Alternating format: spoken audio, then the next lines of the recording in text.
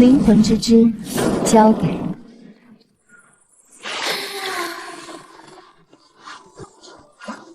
收仇。念念姐，快要干锅了，锅底要炸了！慌什么？这叫炼乳。炼什么？你们管它叫奶糖。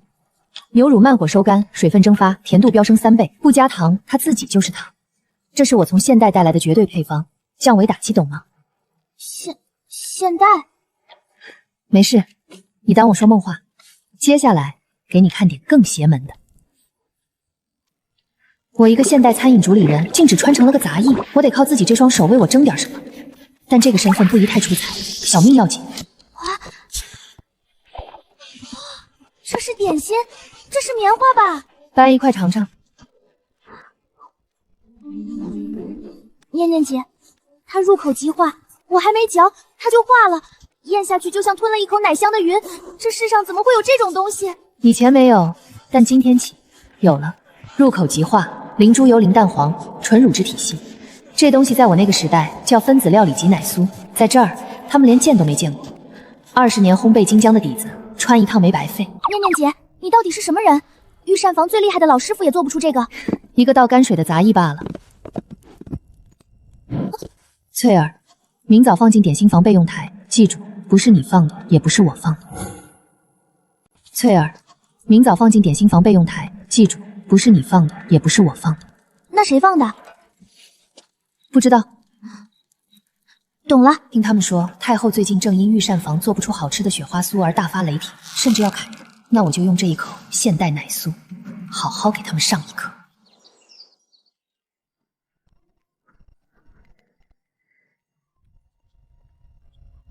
念念姐，这铜板哪来的？昨晚我被罚挨饿，烤了一块小饼吃，吃完了还留了半块藏瓦罐后面当早饭。只不过今早来一看，饼没了，就剩这个。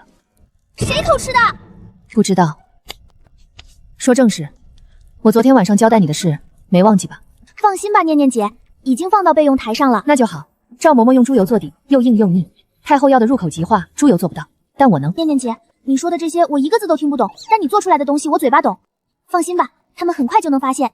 我们翠儿最棒了。嬷嬷，备用台上多了个东西，不知道谁割的。嬷嬷，您怎么不说话？你尝。这入口就化了。嬷嬷，这不是猪油底，比猪油底还润，这是什么做的？不知道，但太后要的那个味儿，可能就是这个。那送不送上去？送。算谁做的？算我的。第一步成了。太后，赵嬷嬷新做的雪花酥呈上来了，放着吧。是。太后，就是这个，小时候在江南，外祖母给我买的，就是这个味儿。太后可算满意了，奴婢这就去传话。叫赵嬷嬷进来。是。这点心的方子哪儿来的？回太后，奴婢为了太后的口味连夜钻研，翻了不少古方，才寻出这个门路。辛苦了，以后每巡做一回，送来给我。是，谢太后恩典。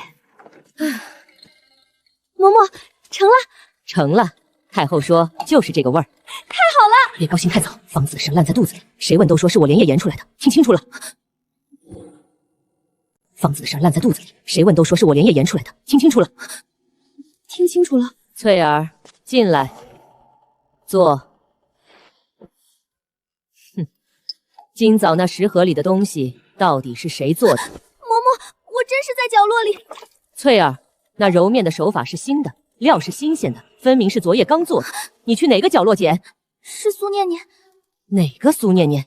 灶房倒泔水的那个。一个杂役，她怎么会做点心？奴婢真的不知道。这件事烂在肚子里。你想想我跟太后说的什么？我是我连夜钻研的，若传出去是个杂役做，叫什么罪名？欺君。对，你想担这欺君的死罪吗？奴婢不说，绝不说。哼，去吧。怎么了？念念姐，嬷嬷问我了，我没扛住。我猜到了。她说什么？她让我不许往外说，说了就是欺君。行，那就不说。可明明是你做的，凭什么他把功劳全揽了，还威胁我们要治欺君之罪？翠儿，你想，一个杂役突然做出太后的点心，上面的人会怎么想？你想，一个杂役突然做出太后的点心，上面的人会怎么想？觉得有鬼。轻了是僭越，中了心怀不轨。赵嬷嬷这样懒着，反而替我挡了这一刀。你早想好了？差不多。第一步让东西开口，第二步让别人替我扛风头，第三步等机会。念念姐，你真不像倒泔水的。我就是倒泔水的。走吧，活没干完。来来来，孙哥再满上。行了行了，少倒点。你们听说赵嬷嬷那批雪花糖的事了吧？太后夸了嘛，整个点心房都知道。怎么了？你们真信是她自己做的？那天夜里，我在灶房外头靠着歇烟，灶房里亮着灯，有个人在忙。谁啊？苏念念。哪个苏念念？倒泔水那个？那赵嬷嬷呈上去的，就是那丫头做的。信不信随你们。反正话撂这儿，那丫头手上功夫不在赵嬷嬷之下。形状歪了，没法用，但味道是对的，扔了可惜。放这儿吧，看看那只耗子还来不来。皇上司那笔账，最后几条今晚对完。又来了，比上次好，不是素皮了，有层次，如纸比例调过。入口那一瞬是自己散的，不是嚼碎的。同一个人在进步，进步得很快，涨价了。1、2、3，昨晚那批明明是切歪的次品，怎么还多给一枚？越歪越贵，这贼是什么离谱的定价萝莉？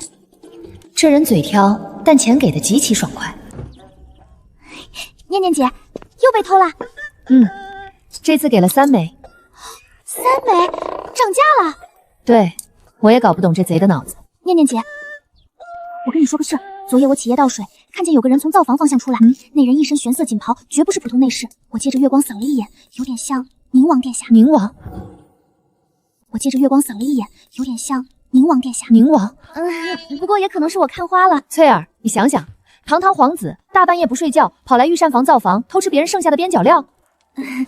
这么说确实不太合理。肯定是你看花了。行了，干活去，别瞎想。哦，嬷嬷，不好了！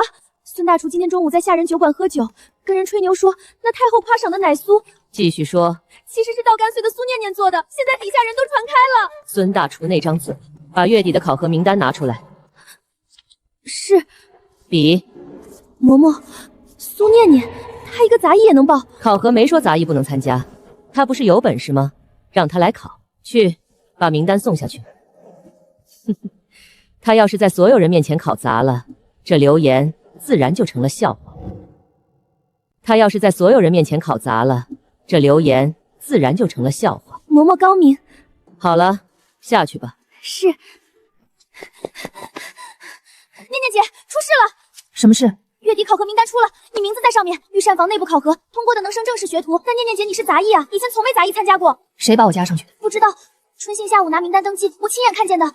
赵嬷嬷，除了她没人有理我，她想让我考不过，名正言顺把事压死。那怎么办？题目你又不知道。谁说考不过？什么？翠儿，帮我打听，往年考核都考什么？我去问。还有，月底之前我还需要你帮我弄几次料，能做到吗？能。赵嬷嬷，你想让我名正言顺摔下去，那我就名正言顺站上去。今儿考核的都到了没？到了，9个人都在灶位上站好了。哎，等等，那个是谁？最后边那个？苏念念啊，倒安水的那个。他也来考？杂役能考学徒？他也来考？杂役能考学徒？安静！今日考核本灶主考，题目限时2个时辰，做3道指定点心：桂花糕、枣泥酥、龙须酥。材料工具已备在各自灶位上，现在开始。面粉色泽发暗，显然是高纤陈面，精度近乎于零。灶堂余温冰冷，火力被压到了最弱，甚至连木质木具都崩了角，稍一用力成品必碎。赵嬷嬷真是好大的手笔。念念姐怎么还不动？行，来吧。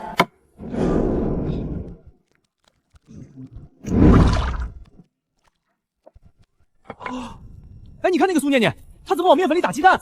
桂花糕的方子哪有放鸡子的？胡闹！这不是把糕点当蛋灯做吗？而且别人都拉风上起大火了，他那灶廊里就一点火星子，还慢吞吞的温着。果真是倒泔水的粗使丫头，连火候都不懂，等着看笑话吧。陈面毫无筋骨，加水揉捏只会松散无形，一旦轻提纯粘细，蛋黄增气色与醇香，锁水提鲜。火力不足，那便弃了急火粗烤，改用低温温火慢焙，以火预料是下策，以料预火才是真章。至于这缺了角的废模具，他把模具扔了，疯了！考核大忌呀！他想徒手塑形？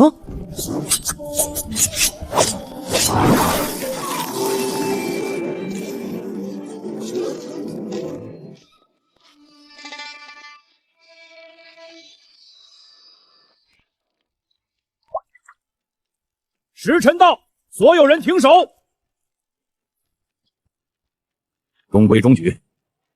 火候太急，枣泥泛了苦，没收干。龙须拉的粗糙，回去重练。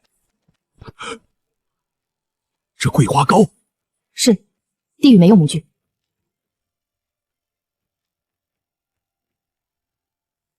棉，入口即化，毫无陈面碎屑之感。你用了温火慢焙，是火力不足，索性以时间换口感，慢工出细活。那这股奇特的浓郁乳香是加了蛋液？弟子以微量蛋清所其形，以蛋黄提其色与香，如此不仅无损桂花之气，反而因蛋香激发，令桂花清甜更上一层。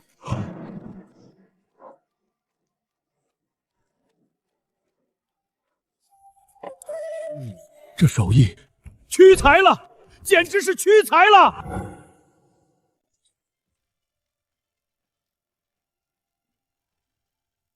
绵，入口即化，毫无陈面碎屑之感，屈才了，简直是屈才了！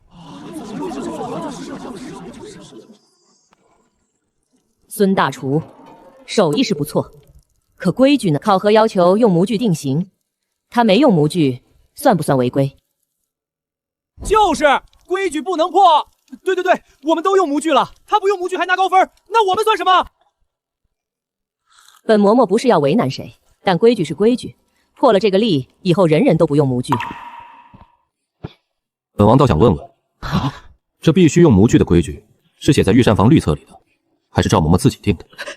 殿下，本王记得御膳房考核律例第3条，以成品色香味形4项评判，不限技法，写得清清楚楚，不限技法。赵嬷嬷要不要进去看看？孙大厨觉得呢？殿下说的在理，考核以成品论，不限技法。那通过了？通过了。苏念念，从今日起，你是点心房正式学徒。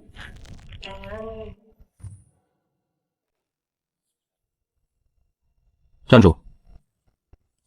你就是那个半夜在灶房鼓捣的杂役？殿下认错人了吧？是吗？本王留的铜板，你倒是照单全收，一句谢都没有。所以那个成精的耗子是你？耗子出没在深夜灶房偷吃别人东西，来去无踪，不是耗子是什么？有意思，下次做点咸的，本王不爱吃甜。说我做的丑还吃光，偷吃还付账，替我解围又装没事人，怎么一点皇子架子都没有？但皇子就是皇子，离远点。念念姐，你过了，你是学徒了。刚才宁王殿下跟你说什么了？没什么，说让我做咸的。啊？什么意思？不知道，走吧。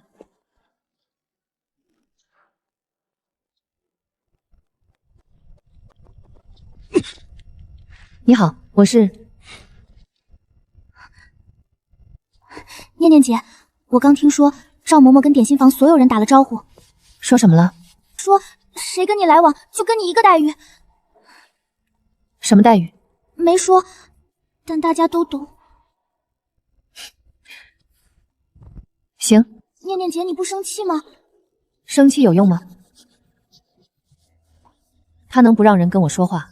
他能不让我做东西吗？不能。那就够了。孤立就孤立，反正我要的不是朋友，是灶台。现在我有了。念念姐，翠儿，你以后在点心房少来找我，我怕连累你。我不怕。我知道你不怕，但我怕你受罚。放心，他按得住人，按不住手艺。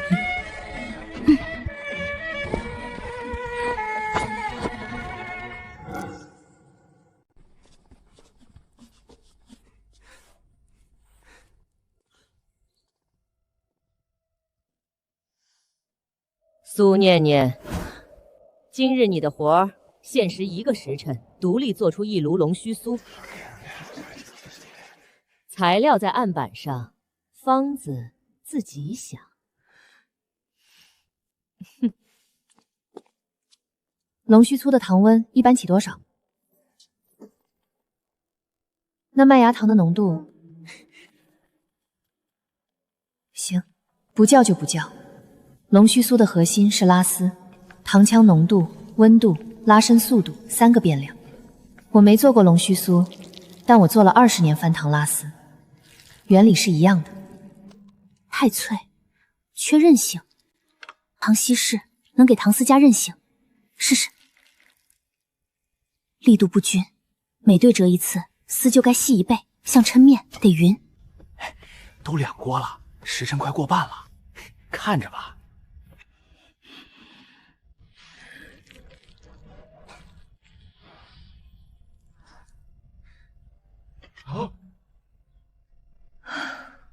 终于成了。形倒是有了，可味道呢？这甜度不够，淡得很，不合规矩。御膳房的东西是要进太后皇上口的，差1分都是大不敬。嬷嬷说的有理，入口是发淡。哦，你自己也认了。既然你自己都说不合规矩，那这一炉就算废了。谁说废了？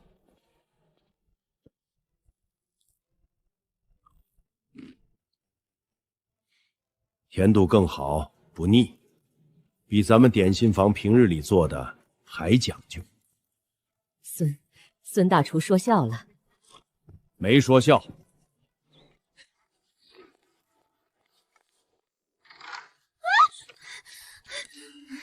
念念姐，谁干的？不知道，帮我打盆水来。什么？你就这么算了？不然呢？难不成赵嬷嬷告状，你去打盆水，咱俩把这个擦干净就行？你真不生气？气有什么用？让他们看我垮才叫数。再说了，谁干的我心里有数，只是现在没证据没地位，吵一架除了挨打什么都得不到。明天领新粉再练就迟了。既然你们不让我白天练，那我就晚上借灶火练。这破灶台火力忽大忽小的，通风口设计有问题，进户量没法控制。要是有个能控温的法子就好了，哪怕能调一下进户量也行。念念姐，你快来看你的灶台。谁装的？不知道，今早就有了。打磨这么光，不是灶房的东西。好用就行，管他谁装的。念念姐，你真不好奇是谁？好奇有什么用？人家既然不肯让我知道，那我就当不知道。会不会是宁王殿？翠儿，别瞎猜。半月后太后寿辰，皇上要办寿宴，御膳房呈上9品寿糕。苏念念，第9层百花寿糕，100朵糖花品种各异，5日内拿出样品。是。100朵糖花品种还不一样，他就是要你做不出来背锅。我知道。那你还硬？不硬能怎样？翠儿，帮我找几样东西，宫里能找到的有颜色的，花枝、果汁、茶粉，能找多少找多少。你要做？不练怎么知道能不能做？好，我去找。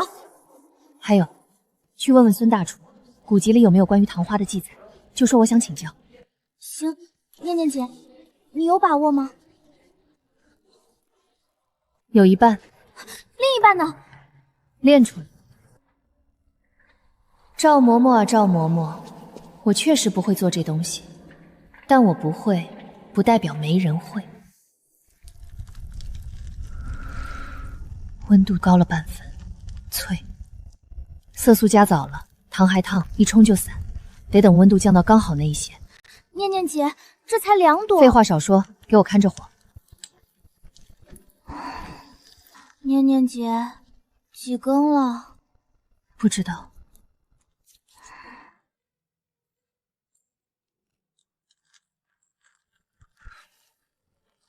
第37朵。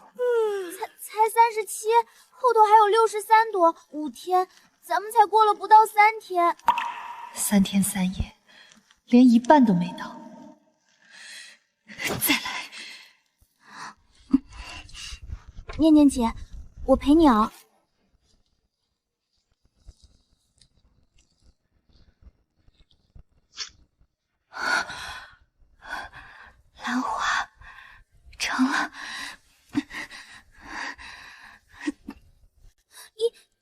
102朵。念念姐，你多做了2朵，备用，万一路上碰坏了。念念姐，这哪是点心，这是……别感慨了，帮我装盒。垫棉布，轻拿轻放，花瓣碰不得。你要的死题，我交卷了。太后，这是压轴的第9层百花寿糕。太后，您看这花瓣。好，这是谁做的？是苏念念姐姐做的，我去偷看过3次，她做了5天5夜，灶房的灯每天都亮到很晚。苏念念确实是奴婢手下的学徒，她能有今日。苏念念，奴婢在。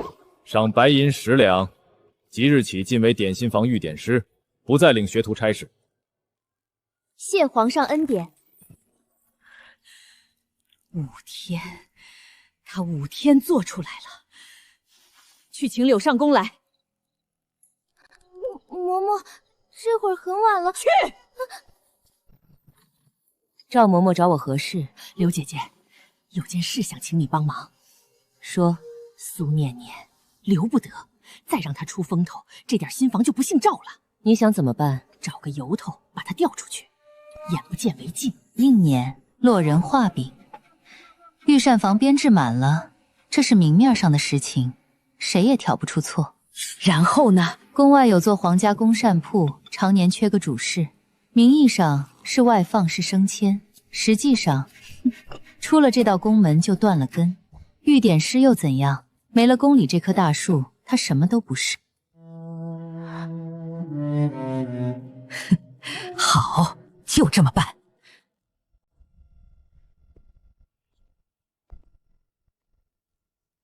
孙大厨请我的寿宴鱼糕，吃不完，你要就拿着。这回甜度倒比上回好些，不齁了。上回那是试验品，能一样吗？试验品也收了本王的钱，还不许说2句。1枚铜板买的发源泉，你早用超了。那个灶台好用吗？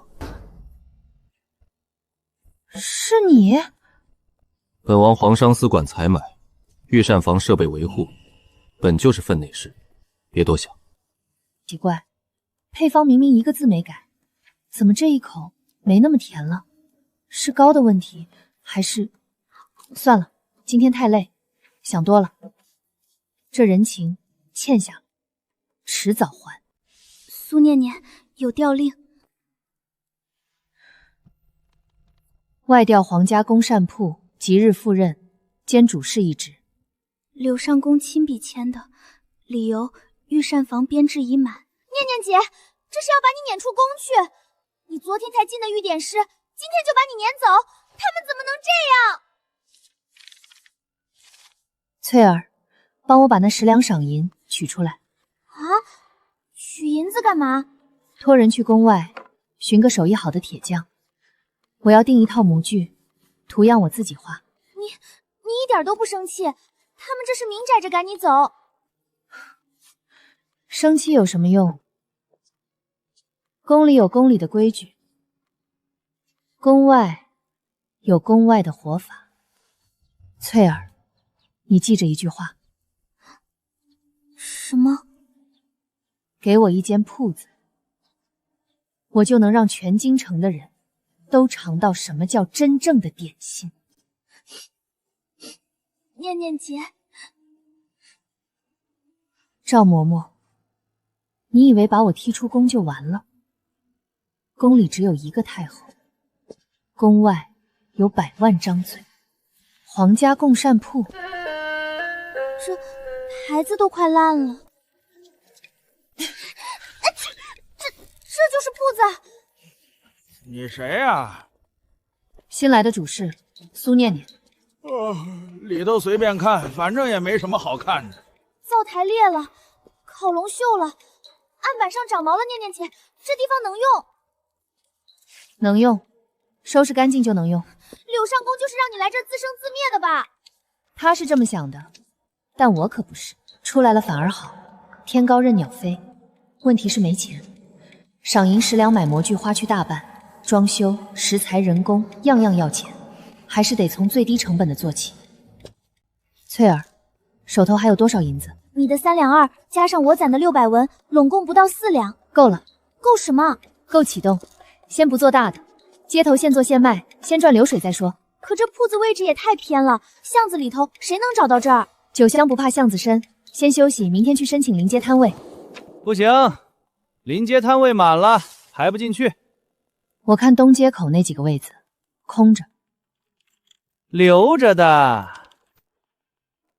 留给谁？哼，跟你没关系。你那铺子没靠山吧？没靠山就别惦记临街的位子了。肯定是柳上公打了招呼，他还不放过你。意料之中。那怎么办？巷道那么深，鬼都不来。翠儿，你说点心最大的特点是什么？好吃？不全对。那是什么？是香。酒香不怕巷子深，何况我做的是现烤的点心，那味儿顺着风能飘3条街。位子不让我占，那我就让香味自己把客人引进来。那咱们怎么开张？没装修，没招牌。不用装修，不用招牌，我只需要一个炉子，1张案板，1盘免费的试吃。来，新鲜出炉的一口酥，免费尝，每人限1块，免费的，真的不要钱，尝1口就行。真免费？真的，您尝尝。大姐，好吃吗？这酥饼里面怎么是空心儿的？一咬开全是奶香。对，这是我们的招牌一口酥，外酥里空，奶香爆浆。哪儿买？巷子里头，往前走50步。念念姐，来人了，真来人啦！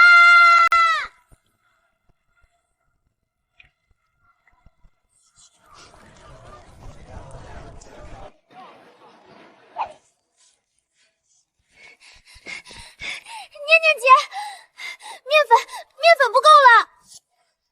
把糖烧饼也上，按我教你的，麦芽糖刷面，2面煎到金黄。好。念念姐，今天到底卖了多少？一口酥120块，糖烧令80个，刨去成本，净赚600文。600文一天？别高兴太早啊！今天这对是免费试吃带来的，明天不送了，看还剩多少人来，那才是真的。会来的。那大婶走的时候买了10块带走，说要给街坊都尝尝呢。口碑这东西1传10，10传100，比什么招牌都管用。这炉子通风不行，要是把进风口改一改，温度能稳。炉子内壁裂了，继续用会漏火。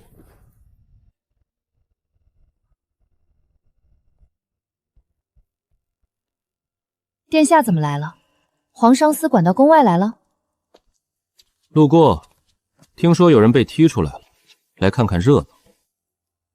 热闹看完了，殿下请回吧。你刚才没听见？内壁裂了，有一道细纹从底部往上走，再烧几次，热胀冷缩会炸的。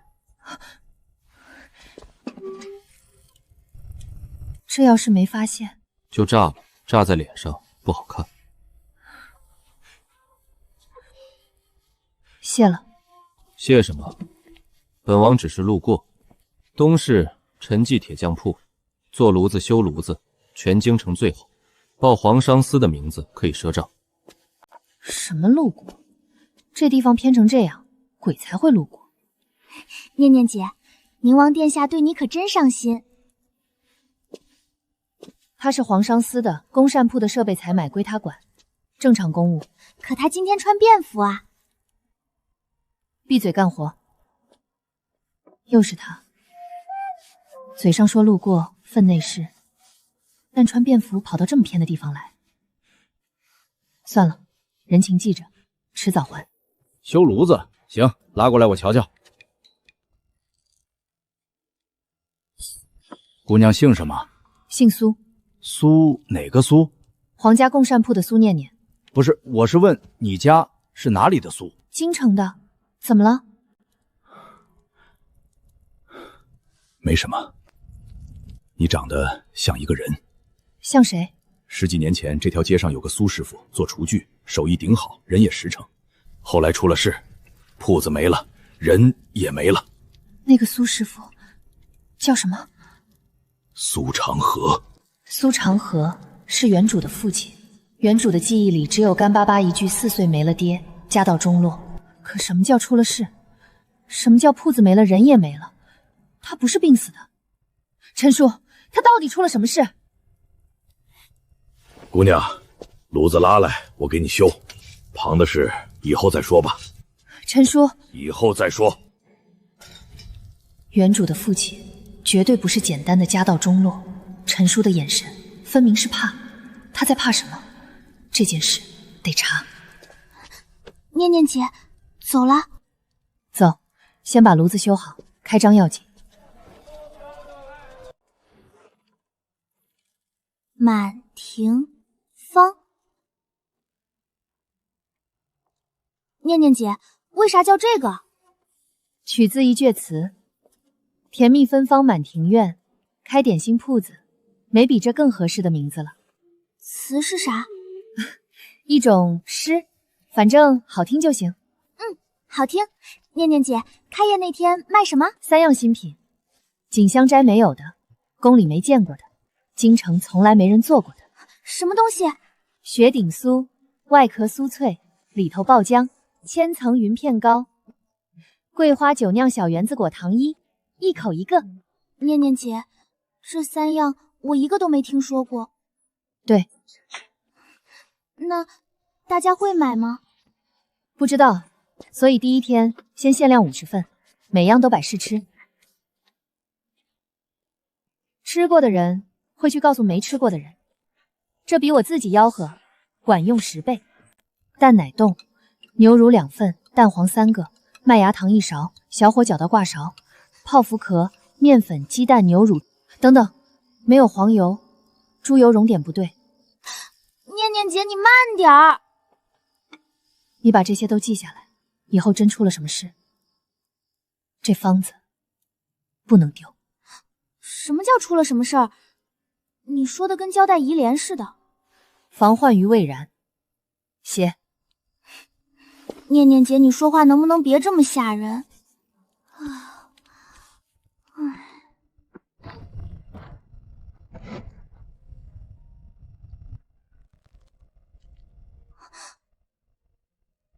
好吃吗？念念姐，这是什么神仙东西？记住你现在这个表情，明天客人第一口咬下去就是这个表情。免费尝，满庭芳今日开业，每样限1块。这里头是什么？蛋奶冻，好吃吗，大叔？老板娘，这个怎么卖？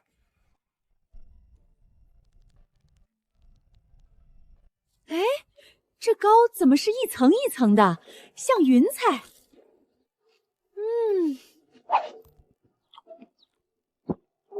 这里头是酒，桂花酒，甜的。对，桂花酒酿果糖衣，一口一个。来10颗，限量的，明天。我现在就要。念念姐，雪顶酥只剩5份了，跟排队的人说一声，今天只剩5份，要的现在进来，不要的明天早点来。好。哎，等等，来了个奇怪的人。3样都来1份。3样都只剩最后几份了，等一下。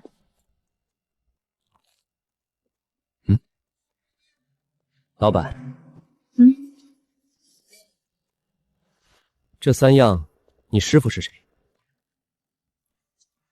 没有师傅。自学的？对。做得不错。念念姐，你知道他是谁吗？不知道。锦香乖的少东家周子信。哦。锦香斋啊，京城第1糕点铺，他亲自跑咱们这小铺子来，说明咱们做的东西值得他来。念念姐，今天净赚1两3钱。1两3钱1天，我在宫里帮工1个月才200文。念念姐，怎么了？谁的钱落下没拿？不是落下的，是付了账的。锃亮的铜板叠得整整齐的油纸，是他今天来过，临走还是留了这个。从什么时候开始，我一看见这种锃亮的铜板，就知道是他。我们之间怎么就有了这么个不用说破的暗号？翠儿，明天面粉多领2斤。好，念念姐，你刚才笑了？没有，算账呢。你明明笑了。翠儿，闭嘴干活。嬷嬷，宫外那个满庭坊开业3天，第3天队伍排到了大街上，卖的是3样从没见过的新品，什么雪顶酥、千层云片糕，花拳绣腿，哗众取宠罢了。新鲜劲儿过了，能活几天？可荣华公主让宫女出去买了3份，吃完在皇上面前说了什么？说苏念念做的点心比宫里的好吃100倍。皇上怎么说？皇上笑了笑，没说什么，但记住了满庭芳这个名字。撵出去了还能翻起浪？开业3天，天天排到大街上。这丫头没老老实实等死，反倒越活越滋润。要不要先看着？锦香斋那边有动静吗？今天周少东家亲自去品鉴了，出来之后脸色不太好看。那就等着让锦香斋先出手。师承查到了吗？查了，他出身御膳房杂役，后来做学徒，再被外放出来，背后没有师承，没有门派，干干净净一个人。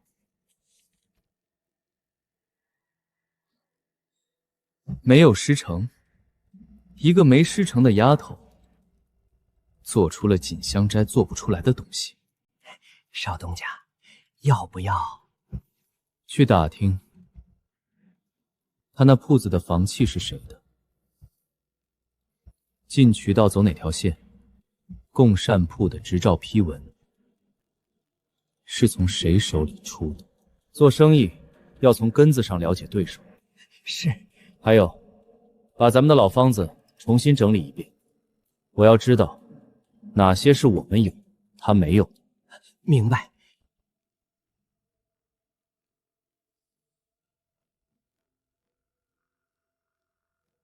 苏念念，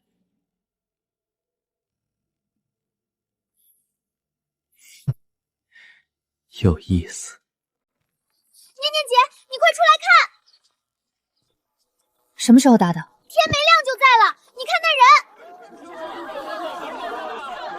这道桂花酥出自我祖父的手抄方，传了3代，您尝尝。念念姐，咱们的客人全被他吸过去了。你怎么一点都不急啊？急有什么用？翠儿，你去尝一块回来。啥？去他那儿？去，随便哪样都行。怎么样？好吃，但是齁甜腻。还有呢？就这样了。好看，可吃完一嘴全是糖味儿，别的什么都尝不出来。他的东西精致，可千篇一律，全是几10年前的方子，偏甜偏腻。放30年前是顶好的，可现在怎么了？人的嘴变了。翠儿，把案板搬到门口来。搬门口干嘛？我要当街坐。这是干啥？现做，想看什么看什么，想问什么问什么。哎，你看他那手，好快，快！那面皮怎么擀得那么薄？哇，这面皮能透光。玫瑰红、栀子黄、蝶豆蓝、茶绿、紫薯紫、枸杞橙、牛鸟白。在干啥？不知道，7种颜色叠那么多层。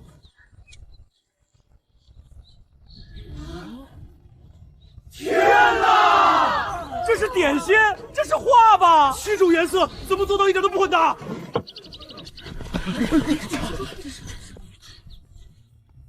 味道确实不俗，可花拳绣腿终究是花拳绣腿，经不起时间考验。那就让时间来证明吧。周少东家，欢迎常来。念念姐，他脸都绿了。念念姐，王老板来了，就是给咱送面粉那个。王叔，这个时辰过来。苏姑娘，有件事儿，明天的面粉我供不了了。为什么？锦香斋那边打了招呼，我要是继续给你供货，他们就断我那笔大单。苏姑娘，不是我不想帮你，锦香斋一年从我这儿拿3000斤面粉，我得罪不起啊。鸡蛋呢？也断了，蛋商那边也收到话了。他们怎么能这样？这不是断人生路吗？王叔，我不怪你，换了我也一样选。苏姑娘，对不住。没事，你走吧。面粉、鸡蛋、糖全断了，明天怎么开张啊？不会断的。啊！京城不止一家供应商，走，跟我出去。现在天都黑透了。天黑正好，大供应商白天忙，怕惹锦香斋，小供应商晚上才有空，也才敢谈。赵掌柜，1斤面粉我出比市价高2成的钱，长期供。2成是不少，可锦香斋要是找上我，锦香斋管不着你，你量小，不在他们眼里。行吧，但量不能太大，够用就行。翠儿，你先回去，我还有一家，确认明早送货的时辰。可是下雨了。没事，一会儿就回。贵2成，利润压得更薄了，但起码铺子不会停。周子熙，你想卡我脖子，今天卡住了，明天呢？早晚有一天，我要建自己的供应链，谁也掐不了我的命。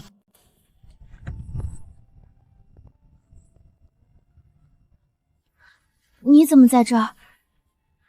查皇上私在东市的商铺，刚散。你在这儿站了多久了？不久。走吧，顺路送你。伞，留给你。那你……念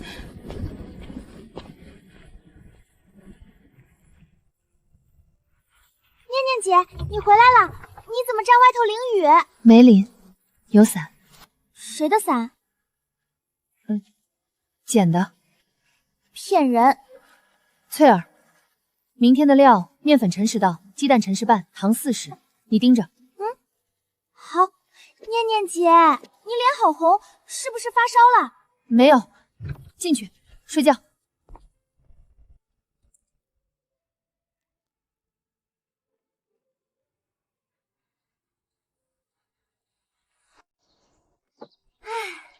念念姐，锦香寨那边会不会还继续搞事？会。那怎么办？让他断我供货，我找别家。他比底蕴，我比心意。他打1拳，我还1拳，耗下去，看谁先撑不住。你不怕？怕有什么用？翠儿，记住一句话：做生意跟做点心一样，温度到了，自然会成，急不来。对了，听说望月楼最近要换糕点供应商，公开笔试选拔。望月楼，京城最大那个茶楼。对，要是能拿下望月楼的单子，满庭香就不再是巷子里的小铺子，是京城最大茶楼的供应商。那锦香斋，锦香斋肯定也去，那不就正面撞上了？怕什么？我巴不得正面撞。望月楼，这是机会，拿下它，满庭芳就能立住脚。5家都到齐了？到了。规矩说一遍，每家现场制作3道茶点，限时2个时辰，做完由10位常客品评投票，得票最多者拿下望月楼的供货合同。开始。少东家，锦香斋给望月楼供了20年货，这回不过走个过场。有些铺子开张还不到1个月，就敢来跟百年老字号争，真是不知天高地厚。念念姐，看火，你就不生气？等品评结果出来再说。念念姐，锦香宅那边摆了好大一盘，还专门有人在旁边讲解。翠儿，看我的手，别看别人。各家依次呈上，请10位常客品鉴，最高5票，最低2票。桂花糕、枣泥卷、核桃酥皆出自锦香斋百年手抄方，历经3代传承，请各位品鉴。锦香斋的东西稳，一如既往。这核桃酥还是那个味儿，20年没变过。变什么？百年老方，变了反倒不对。锦香斋7票。这香气是茶叶？是，龙井酥配龙井，普洱酥配普洱，茉莉酥配茉莉，茶点配茶，香气相符，不夺茶味。妙。向云，这糖粉怎么磨得这么细的？研磨3遍，过筛2次。费功夫。好，这个好。掌柜，这个以后给我常备。满庭芳8票，从今往后，望月楼的糕点满庭芳供。念念姐，等散了跟掌柜谈合同，交货时辰、品类都要细谈。你就不能先高兴一下再谈事吗？昙花一现而已，等着看吧。念念姐，门口谁干的？肯定是周子夜，他比不过你，就来这套下三滥的。查不到证据，那就这么算了。擦！你不气吗？他这是当众羞辱你。气有什么用？擦干净，明天还得开门。先睡，明早再擦。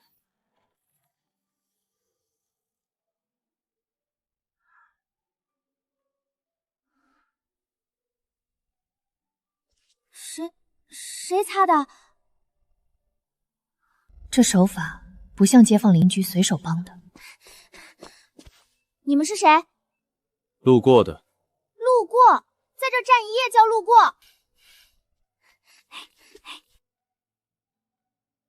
李婆婆说，这俩人3更就来了，把地擦干净，然后一直守到现在。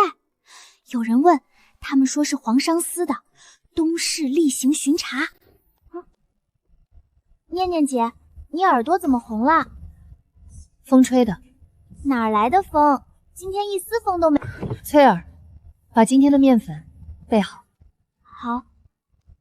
你耳朵真的好红。翠儿，把芝麻拿来。干啥？做咸的。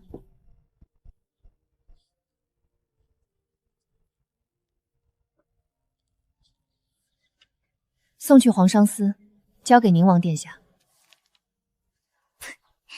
不甜的，还债8枚铜板。送去。好。殿下，满庭芳送来的。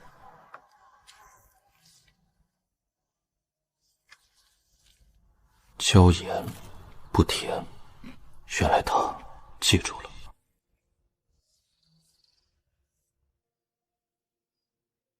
殿下，您今日公务时间一直在。继续。是。宁王殿下让带回来的，8枚铜板，还有1张纸条。债清了，但饼可以继续做。本王公务繁忙，需要充饥，不算赊账。念念姐，你又笑了。再说一遍，就叫你去刷公桶。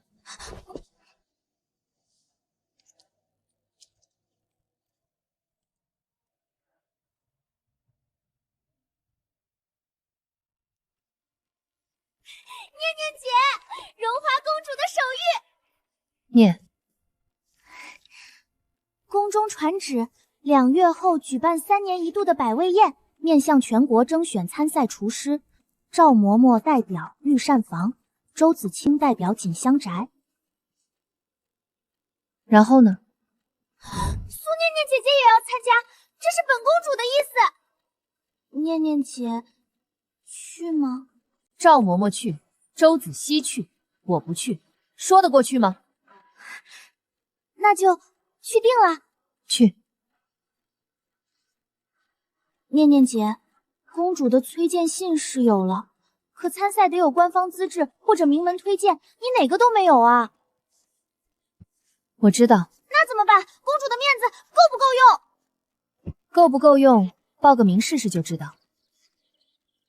先把望月楼今天的单子赶完，晚上再想这事。念念姐，你就不急吗？报名截止就剩5天了。急有什么用？做得到就做，做不到再想别的路。念念姐，出事了。什么事？你的参赛申请被驳回了。理由呢？说你资质不全，你不是御膳房编制，也不是世家出身，荣华公主的催献信被程序性搁置了。我去主办方那儿问，人家说上面有人打了招呼。谁打的？没明说，但我出来的时候正看见柳上宫身边那个丫头刚从里面走出来。报名截止什么时候？后天。柳上宫和赵嬷嬷联手，意料之中。走程序堵路，聪明，可程序能堵也能输，得有另一条路。念念姐，今天最后一天了，你到底……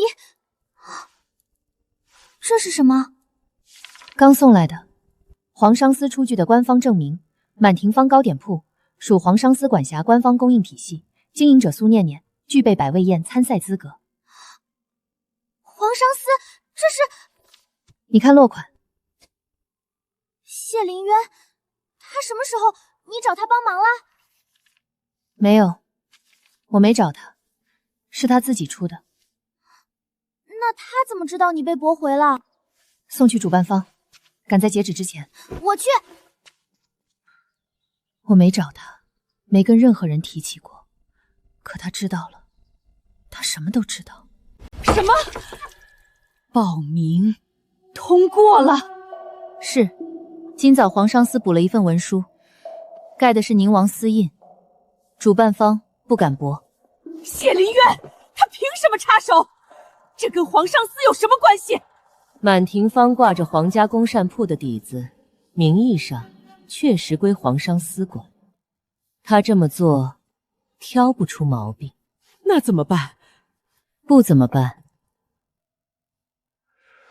让他参赛。百味宴第1轮考的是传统技艺，她一个做现代花活的丫头，古法点心能懂多少？让她自己输，输在万人面前，比驳回她报名好看得多。堵人？等你，那份文书是你的意思？皇商司职责所在，满庭芳是本司管辖商户，为他出具资质证明有何不妥？你知道，我问的不是这个。你为什么帮我？因为你做的咸酥饼确实不难吃，本王想继续吃。你要是被取消资格，心情不好，怕是不给做了。就这一个理由？不然呢？我怎么觉得你不只是为了几块饼？苏念念，你想太多了。本王不过是个管采买的闲散皇子，顺手做了分内的事而已。行吧，那接下来2个月你别来烦我，我要专心备赛。好，别逞强，遇到事说一声。这个人分明不只是顺手帮忙，可我不属于这里，不能动这种心思。第第一轮传统技艺，现场做3道古法名点。翠儿，把咱们能找到的古法点心文献全搬来。念念姐，你以前做的不都是新花样吗？古法的不熟，这是我的短板。现代的手艺我能碾压所有人，可古法点心的细节、典故，那点仪式感，我得从头恶补。那来得及吗？就2个月？来不来得及，试了才知道。先把3道古法名点的候选列出来。桃花酥有方子，留着。龙凤饼有方子，也留着。凤凰卷，念念姐，这道只有名字没有方子。什么意思？书上说这道点心失传了，上一个会做的人是80年前的老师傅，可他早告老还乡了。失传了。念念姐，换一道吧，别的古法名点也有好多。不换。为什么？因为赵嬷嬷也换不了。百味宴第1轮必考失传点心，如果考的是凤凰卷，赵嬷嬷、周子欣谁都做不出来。那不就大家都做不出来？谁做出来，谁就赢。翠儿，帮我查那个老御厨姓什么，籍贯哪里，告老之后去了哪儿？我查，可万一找不到人呢？那就找别的办法，但先找。凤凰卷失传100年，赛前2个月，我必须找到它。念念姐，你真觉得能赢吗？翠儿，你还记得我第1天在灶房做的那块小饼吗？那天我也不知道能不能成，但试了就成了。行，那个老御厨我帮你找，就是这儿。念念姐，这院子看着没人住啊。有人，刚晒的。常伯，常伯在家吗？晚辈苏念念从京城来。不见，走。等着。蹲到什么时候？他开门为止。哎呀，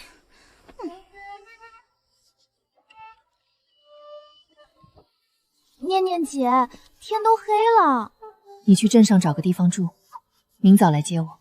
那你呢？我在这儿等。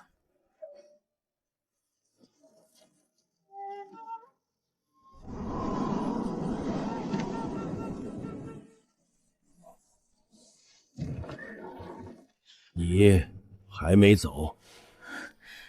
没走。给您做了点东西，红豆糕，不是什么稀罕物。不吃。尝一口，不好吃，我立刻走。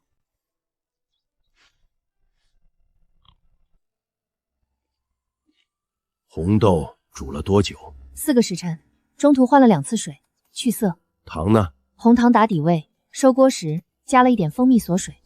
这火候不对。哪里不对？不是不好，是太好了。红豆糕是最简单的东西，可你这一块红豆颗粒还在，入口却极化，这说明你掐准了一个极其刁钻的时间点。豆皮软透，豆心僵烂未烂的那一瞬，早一刻是硬的，晚一刻是糊的。这不是蒙的。不是蒙的。你师承谁？没有师承，自学的。自学？自学能做出这种火候？20年前御膳房里的点心师傅也未必有你这个手感。你骗老夫？没骗，我做点心很久了，从小做到大，做了快20年。哼，你今年多大？17。17，做了20年，是很久。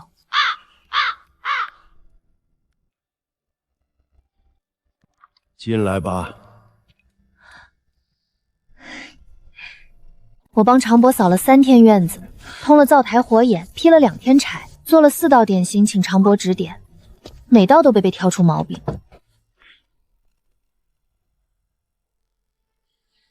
酥皮层次够了，但收口太紧，蒸汽出不来，底部会反潮。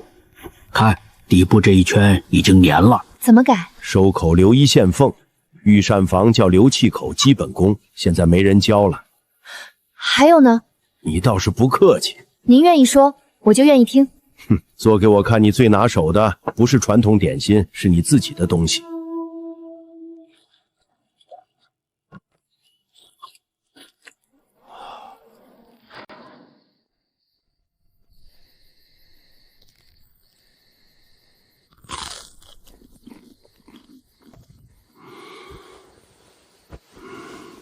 你这个东西不是任何一派的路数。老夫做了60年点心，最后20年在想一件事：传统的尽头在哪里？古法走到最后还能往哪里去？你这个东西回答了我，古法的尽头是新法，不是丢掉传统，是在传统的骨架上长出新的东西。你做到了。凤凰卷，你想学是吧？是。凤凰卷不是单纯的记忆，它是一种理解，理解面皮、蛋黄和火之间的关系。我可以把步骤告诉你，但能不能做出来，看你的手和你的心。看好了，只演一遍：面皮对折32层，层间刷蛋黄液。卷的时候手劲儿要匀，一气呵成，停了就断。小火。底部先定型，再翻面，记住了？记住了。回去练，练到闭着眼都能做。是。你等等，我给你拿样东西。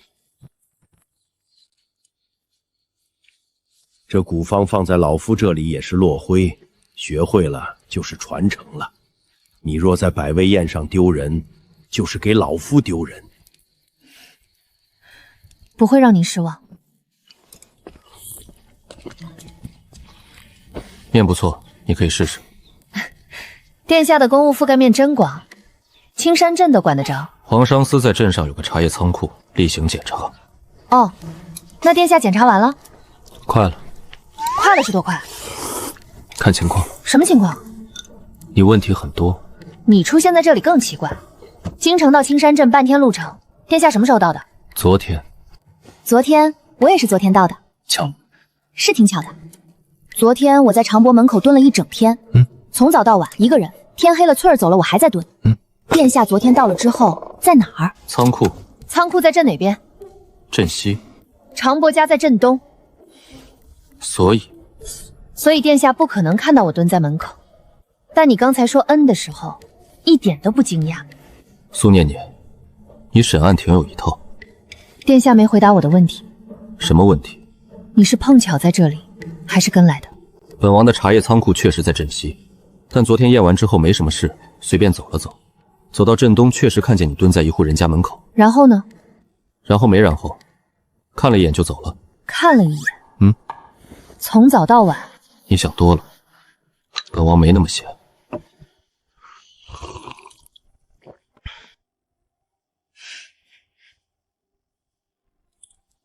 镇东头有户人家养的鸡，蛋黄颜色特别深，做点心应该不错。你怎么知道我需要？猜的。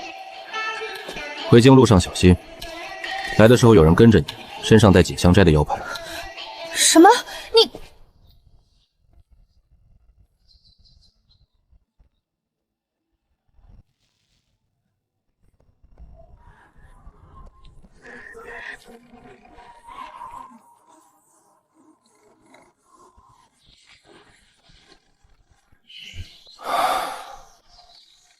我什么时候开始这么在乎一个人了？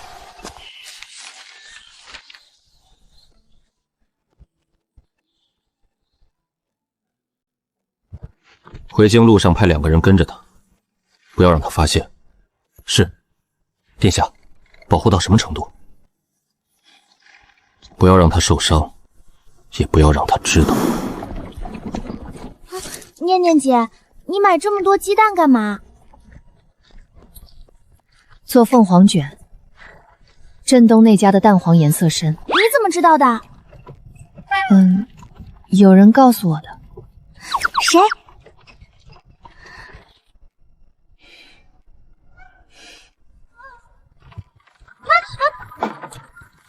不重要，后面有人跟着我们。什么？坐稳了。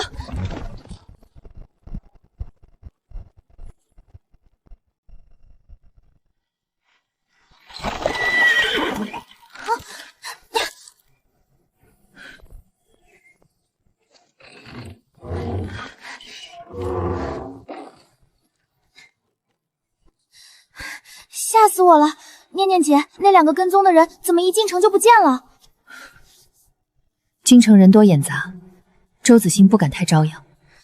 唉，不过刚才在城外官道上，我好像看见另外2个骑马的便衣人，一直跟在锦香斋的人后面。啊，还有一拨人，那是谁啊？不知道，先进屋，处小心些便是。念念姐，别想跟踪的事了，反正咱们安全回来了。但你看，距离百味宴可就只剩20天了。第3轮国宴之巅，不只是做点心，需要设计一整套方案，宴席礼仪、器皿搭配、色彩陈色、上菜顺序。你会吗？不会。那怎么办？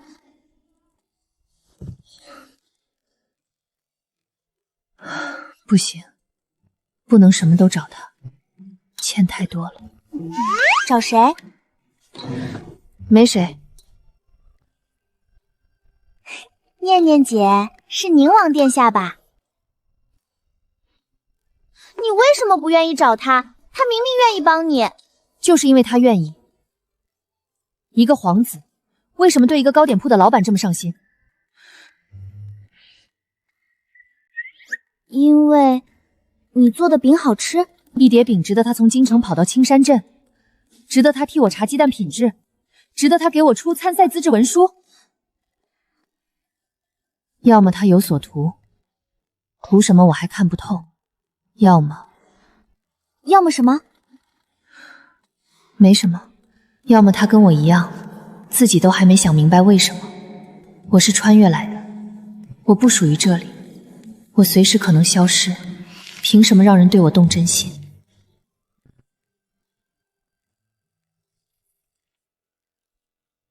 ？12人分4组，每组取前2晋级。苏念念甲组，赵嬷嬷甲组，周子金甲组。念念姐，你跟他们俩分一组。知道了。明显是故意的。故意不注意有区别吗？该做的东西又不会变。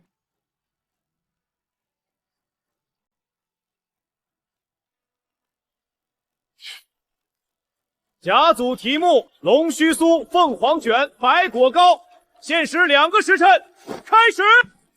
龙须酥没问题，凤凰卷练了20天，白果糕基本功。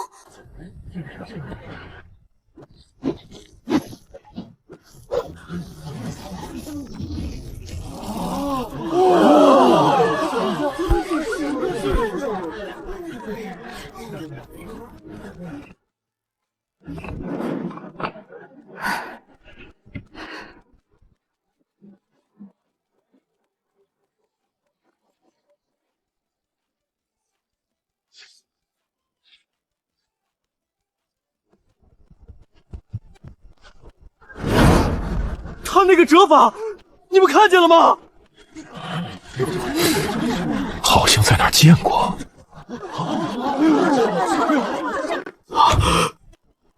这是32层对折法。怎么了？长波的绝技失传快100年了，他从哪儿学的？现在。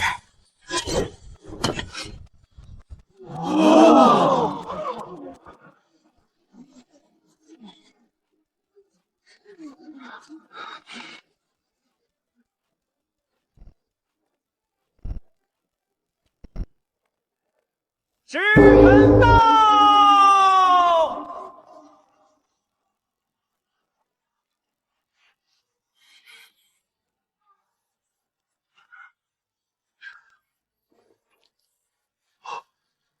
这个折叠法，诸位老朽年轻时见过常伯做凤凰卷，一模一样。32层对折，层间蛋黄液隔断，底火定型后翻面。你确定？我拿40年除灵担保。甲组评分：苏念念第一，赵嬷嬷第二，周子翰第三。苏念念、赵嬷嬷晋级第2轮。等一下，他一个小铺老板，怎么可能会常伯的手法？我有理由怀疑他是用不正的手段获取的配方。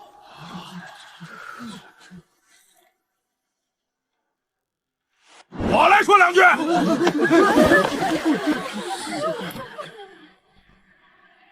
你谁？常伯的徒孙刘半勺，京城开私厨的。周少东家是吧？你刚才的意思是，会常伯手法的人都是偷来的？我没这么说。那你什么意思？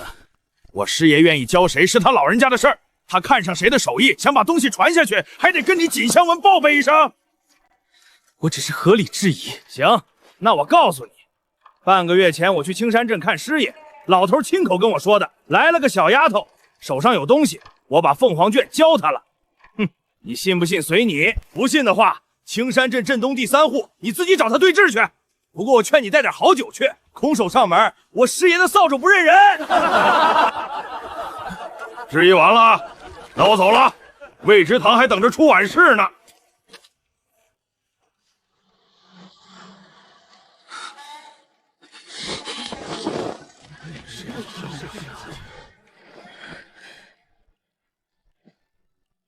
跌打1-9，你手腕一直在抖，台上就看到了。你一直在看比赛？本王是评委席的嘉宾，看比赛是应尽的礼仪。哦，应尽的礼仪，所以你从头到尾都在？从头到尾。看了什么？看了你做凤凰卷翻面的时候慢了半息。你看出来了？旁人看不出来。那你怎么看出来的？第2轮间隔3天，这3天别练了，歇着。你管的还挺宽。本王管的是百味宴参赛者的健康，你要是中途弃赛，浪费本王盖的那个章。就为了那个章？不然呢？药脚每天抹3次，别省着。真别逞强，手废了就什么都没了。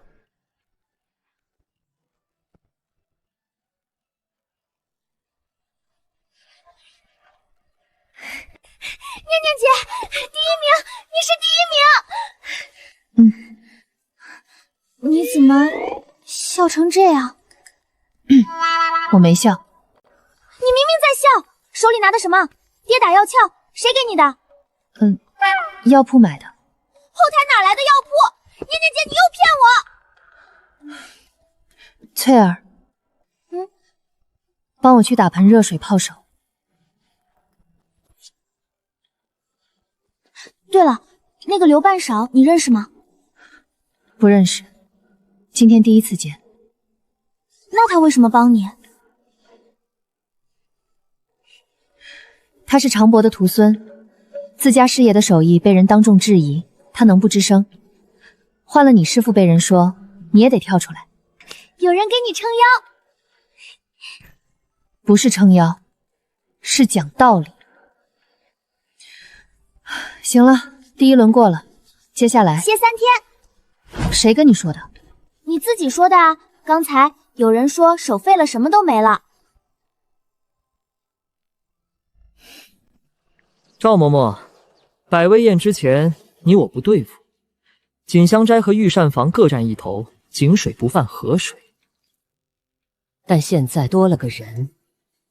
对，第1轮我第3，勉强过。你第2也不好看。你想说什么？第2轮自由发挥，我有个主意。你我联手，不是明面上的，暗地里。怎么个暗法？第2轮评分标准里有一项叫食材创新度。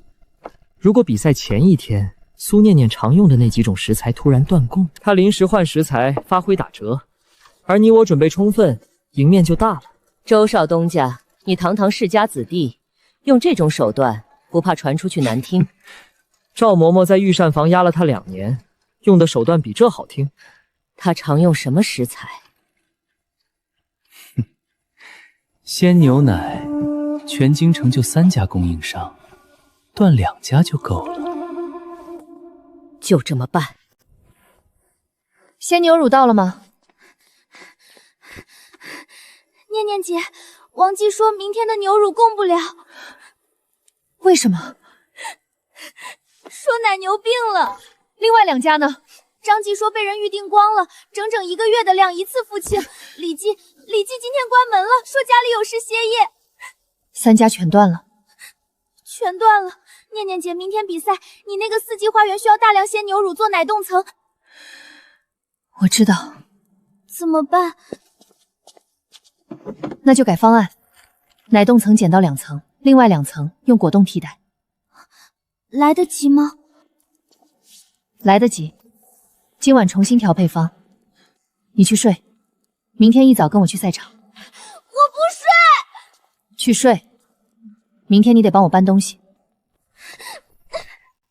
第2轮自由创新，不限题材，不限技法，限时3个时辰，以成品论高下。开始。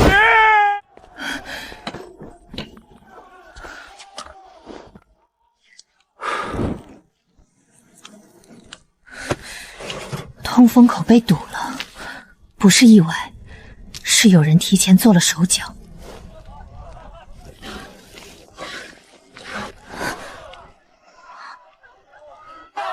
念念姐怎么了？这温度忽高忽低，顶层的糖衣牡丹需要精确温控，做不了了。我要换方案。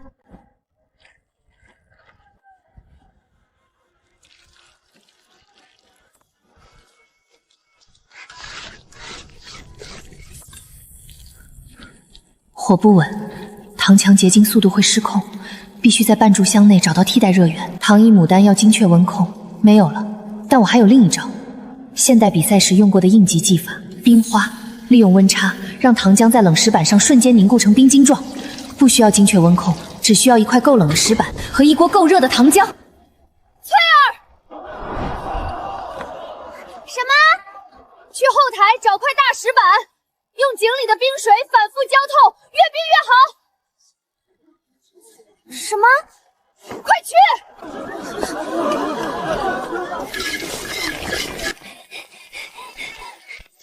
念姐，后院井水刚打上来的，石头已经冰透了。放这儿。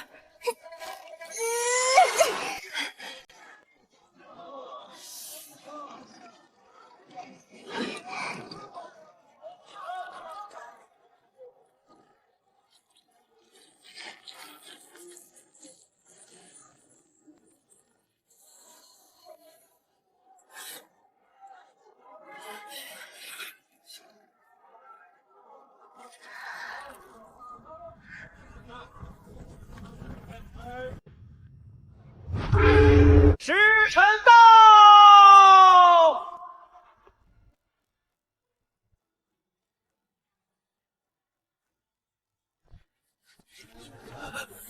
这是什么工艺？糖浆冷凝，利用温差让糖浆瞬间凝固成冰晶结构。老夫从没见过这种技法，像冰又像花，里面还能透光。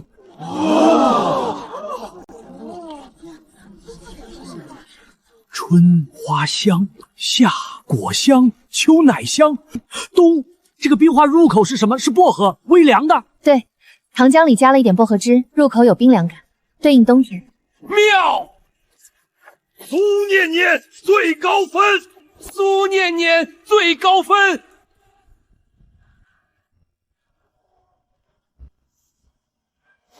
赵嬷嬷最高分。什么？那个老头！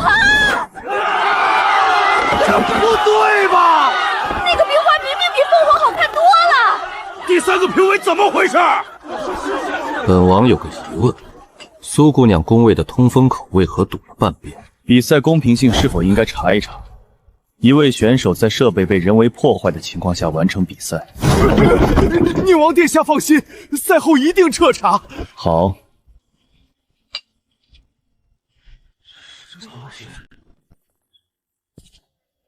你怎么在这儿？等你。有事？你不该那么做。什么？当众出头，你被参了。消息倒是灵通。谢凌渊，御史参你偏袒民间女厨，有失皇家体面，这种话传出去对你没好处。一本无关痛痒的参奏，本王被参的次数比你做过的点心还多。我不想欠你的，你帮我出头，回过头自己担麻烦。这笔账我算不清。不是帮你，是那场比赛确实不公平，本王看不惯而已。你看不惯不公平的事多了，哪次站起来说过？如果今天被堵通风吻的不是我，是别人，你也会站起来。跟你没关系，别往自己身上揽。他在撒谎，我知道如果换成别人，他不会站起来。可正因为知道，我才更不敢接。我根本不属于这个时代，只是一抹随时可能消失的一世孤魂。凭什么去接一个大圣皇子的真心？又凭什么让他为了一个没有归期的人，去挡朝堂上的明枪暗箭？彻查结果，甲组苏念念宫位确有人为破坏痕迹，涉事杂役已畏罪潜逃，证据链暂断，跑了？那不是白查了？没白查，你往下念。鉴于上述情况，赛事方决定第2轮成绩有效，追加苏念念特别创新奖，第3轮以现有排名参赛。看到了吧？可你还是第2名啊，明明应该是第1。第2名也能进第3轮。翠儿，第2名和第1名有什么区别？区别大了。没区别，第3轮才是最终决战，前面的名次不重要，最后站在最高处的那个人才重要。念念姐，帮我把常博那本手抄本拿来。第3轮要设计国宴方案，我得开始准备了。好。赵嬷嬷，这一次我不会再给你任何做手脚的机会。念念姐，有人送东西来了。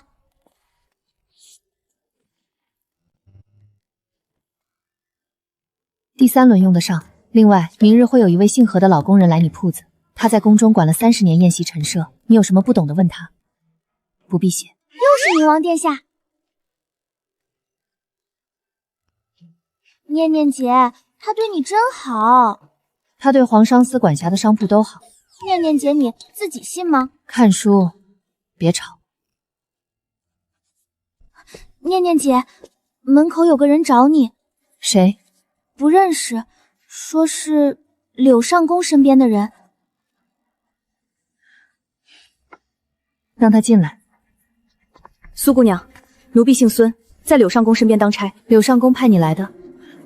不算派，奴婢是自己想来告诉姑娘一件事。什么事？姑娘知道宁王殿下为什么帮你吗？你想说什么？这是皇商司内部的信函，宁王殿下的幕僚写给属官的，奴婢不该拿出来。但姑娘是个好人，奴婢不忍心看你被蒙在鼓里。你先说说，里面写了什么？宁王府在跟3皇子争商司改授制的主导权，宁王殿下扶持姑娘，是为了在百位仪上打败御膳房一派，削弱3皇子的根基。信里写的明明白白，苏念念若在百位宴胜出，可借此契机推动皇商司接管御膳房采买权，宁王殿下的布局可进一步。姑娘，奴婢知道这很难接受。够了，你走吧。姑娘，我说走吧。念念姐，你怎么了？从头到尾，我都是一颗棋子，灶台的铁片，参山镇的面瘫，雨夜的伞，跌打药酒，全都是。一个皇子凭什么对一个做点心的丫头这么好？凭什么？念念姐，你脸色好白。翠儿，我出去一趟。去哪儿？皇商司。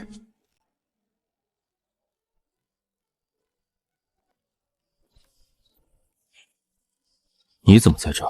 解释一下。看过了。看过了。谁给你的？不重要，重要的是，这是真的吗？信是真的。所以从一开始，你帮我出参赛文书，派人保护我的铺子，给我送仪店，安排宴席顾问，都是因为这个。苏念念，你回答我。事情不只是你看到的那样。那是哪样？你说，你说啊。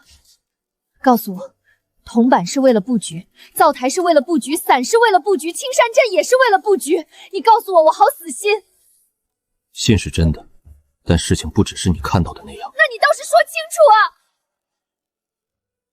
够了，我懂了。我不能说喜欢你，因为在我身边，谁被在乎，谁就是死路一条。念念姐，念念你怎么了？你眼睛红了。没事。你明明……翠儿，从今天起，我不靠任何人。第3轮，我自己赢。出什么事了？是不是宁王？跟他没关系了，以后不会再跟他有关系了。不哭，不值得哭。我早该想到的，我没有资格对任何人动真心，也没有资格接受任何人的真心。何况那根本不是真心，那是利诱。可为什么这么疼？胸口这里为什么这么疼？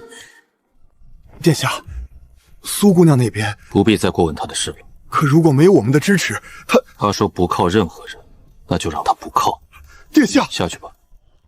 不该解释，我亲手把她推开，逼她恨我，逼她离我远一点，这样她才是安全的。这明明是最好的局，可为什么会这么难受？念念姐，何嬷嬷今天没来。她不教了。不用她教了，我自己学。这本书里该有的都有。可实操的东西光看书……我说了，自己学。念念姐，供货那边也出问题了。什么问题？面粉涨价了，鸡蛋也涨了。以前皇上思念帮忙协调过价格的，现在好像没人管了。还有陈记铁匠铺说以后不能赊账了，要现结。念念姐，这些是不是都跟谁都没关系？涨价就涨价，现结就现结。把望月楼这个月的货款提前结了，手头银子够撑。可第3轮还需要好多东西，场地布置、器皿租借，一样一样来。今天先去瓷器铺看器皿，走。念念姐，你真的没事？翠儿，我做点心靠的是这双手，不是靠谁帮我。以前不是，以后也不是。走吧。念念姐，望月楼那边来人了。苏姑娘，有人向官府举报了咱们的合作，说满庭坊有卫生问题，官府要来查。在查清楚之前，供货合同暂停。卫生问题？哪里有问题？这个奴婢也不清楚，走程序的事，东家说没办法。我知道了，你回去告诉东家，查清楚之前合同暂停，我认。但查完之后，我要一个说法。这分明是有人故意的，卫生问题，咱们铺子一粒灰都没有。我知道。那怎么办？比赛还有2周，备赛的食材……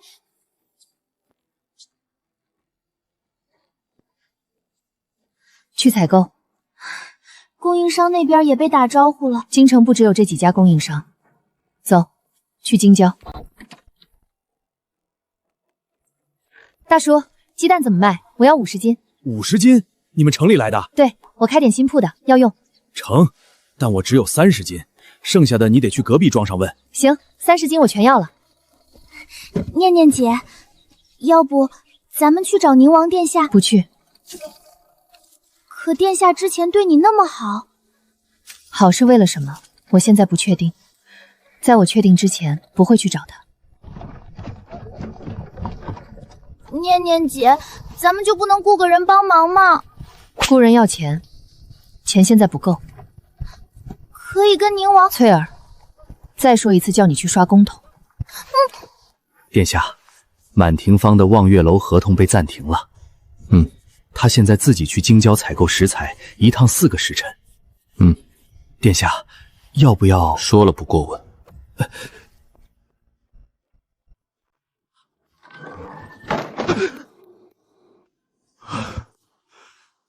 殿下脾气怎么样？差，比昨天更差。宴席9道，头盘、清口、主味。太后忌荤油，皇上不用过甜。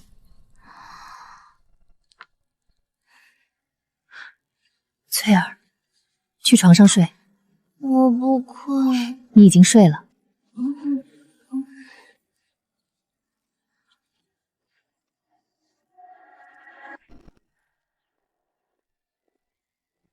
孙大厨，这是……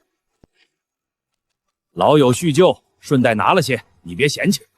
你最近弄的那些食材质量参差不齐，你自己知道。您怎么知道我？御膳房的人耳目多得很。行了，收着，老夫还有事儿。孙大厨，谢谢你。哼，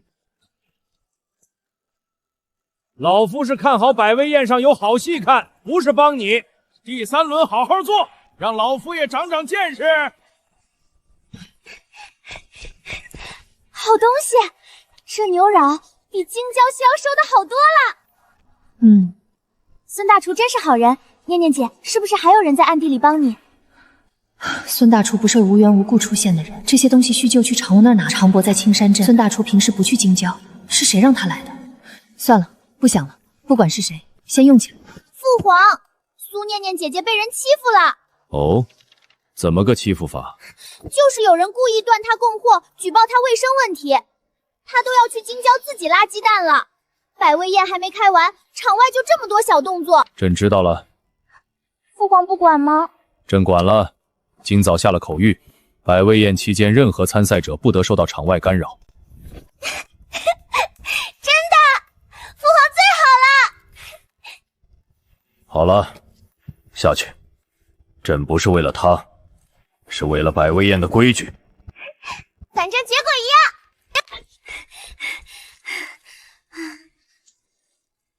念念姐，望月楼的合同解除暂停了。供应商也来打招呼了，说可以正常供货。你怎么一点都不激动？激动有什么用？该做的事还是得做。唉，可现在不用那么辛苦了。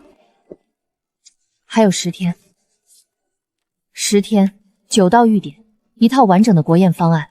激动的时间没有。唉，念念姐，你这个人啊。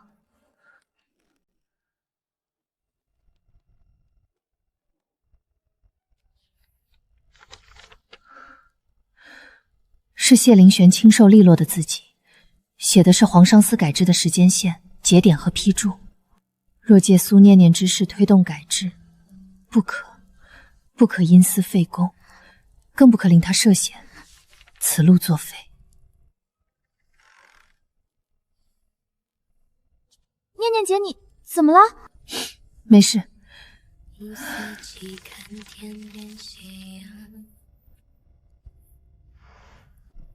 备赛。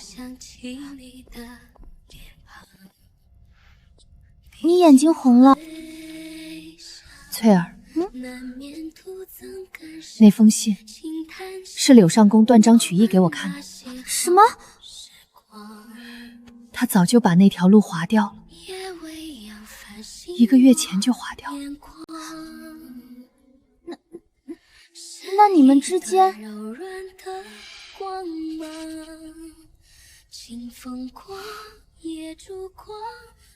等我赢了再说。什么？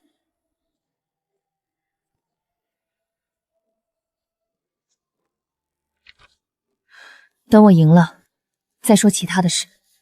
有些话要平等的站着说，跪着说不算数。念念姐，你那个时候好难受吧？但现在知道了。那就好。第3轮赛制，每位选手3天内设计并完成一套完整的国宴御点方案，9道点心加宴席陈设加器皿搭配，由皇上亲自品评，选出大胜国厨。皇上亲自品评，念念姐，你怕吗？怕。啊，你还会怕？怎么不会怕？但怕有什么用？不做就更怕了。那你有把握吗？有。9道御点，宴席陈设，赵嬷嬷、周子涵，皇上上评，你们所有人，我要站在最高处，堂堂正正赢给你们看，不是靠任何人，不是任何人的棋子，就是我苏念念。我的方案名为48节大圣风物，9道御点对应9个节令，从立春到冬至，每一道点心是一个季节的缩影。说说具体。第1道立春春卷酥，酥皮果实令春芽，形似卷轴，寓意万象兴兴。第2道清明青团，艾草汁和面，内馅是现磨豆沙票桂花，器皿呢9道点心配9组青瓷，每组瓷器的纹样对应当季花木，春用桃花纹，夏用荷叶纹，秋用菊纹，冬用梅枝纹。陈设用应季鲜花和果实搭配。理念是什么？每一道点心背后都有一个关于大圣百姓生活的故事。立春吃春卷，清明做青团，冬至包汤圆，这些不是宫里的规矩，是百姓的日子。我想让皇上尝到的不只是手艺，是大圣一整年的烟火气。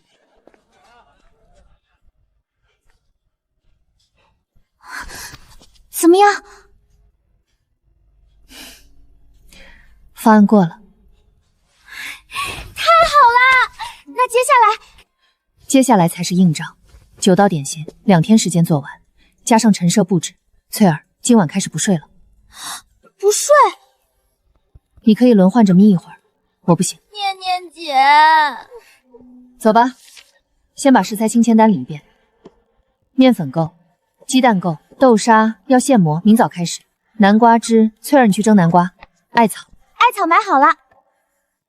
梅花蜜预存在赛场食材库里，明天下午用。先做工序最长的春卷酥的酥皮，要叠32层，今晚开始。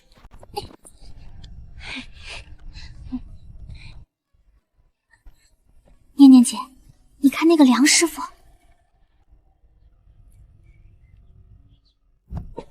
别看别人，看自己的。可他好厉害。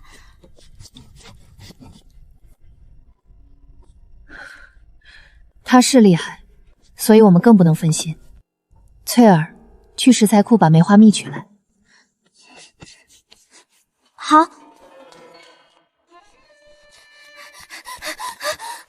念念姐，怎么了？梅花蜜没了，瓶子在架子上，但里面是空的，底下一滩蜜渍，说是今早有人不慎打翻了。不慎打翻？管库房的人说是一早清扫的时候碰到的，念念姐这肯定不是意外。走，跟我来。去哪儿？后院。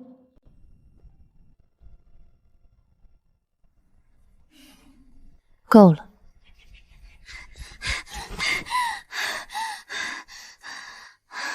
什么够了？梅花够了，没有梅花蜜就用鲜梅花现熬。现熬来得及吗？来得及。鲜梅花加冰糖小火慢熬，2个时辰能出蜜，比陈年的时间短，但香气更清冽，可能比原来的方案更好。真的？鲜梅花蜜没有陈年那股厚重感，入口是一股清冽的冷香，正好配大雪的玉境。念念姐，你是不是什么事都能现想办法？不是想办法，是做过。以前比赛的时候也遇到过食材出问题，临时换方案是基本功，用鲜的反而对了。念念姐，你先睡一会儿吧，我看着火。不行，火候差一点味道就不对。你从昨晚到现在一眼没喝。做完就睡。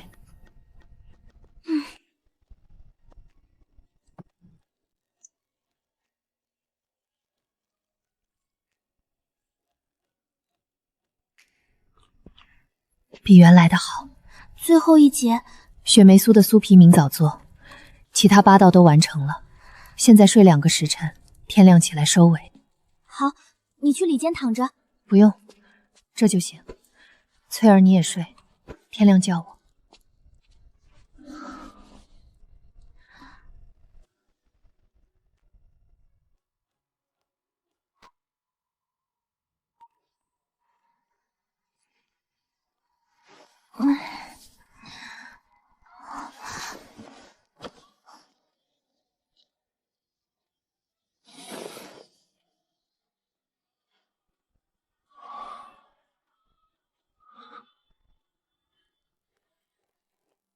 那个身影是宁王殿下，他说了不管的，可他来了，半夜3更跑到赛场来，就为了给他盖件衣裳，这叫不管？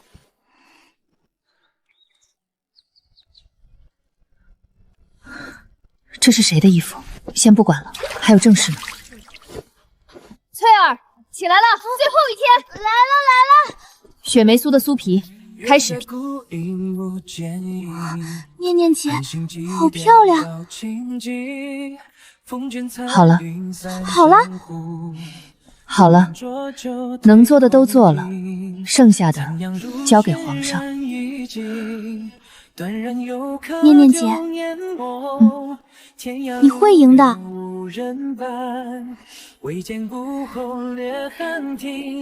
走吧，该上场了。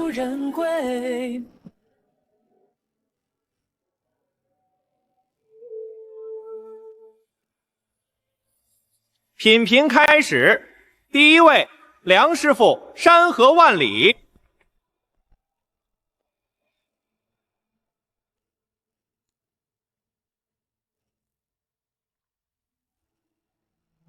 老练，稳当。功夫到了。理念是什么？御典之道，万变不离其宗。老夫走的是正路子，食材正，火候正，手艺正，不求花哨，但求无愧。哈哈哈，好一个无愧！第二位，周子信，锦绣华章。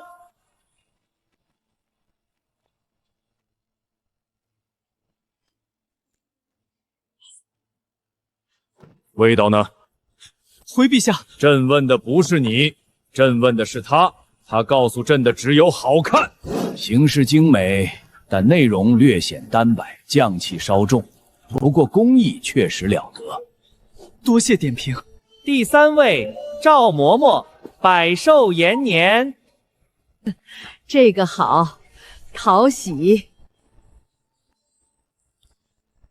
中规中矩，但挑不出毛病。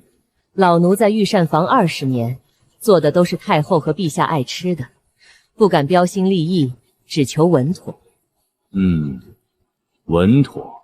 最后一位，苏念念，48节大圣风物。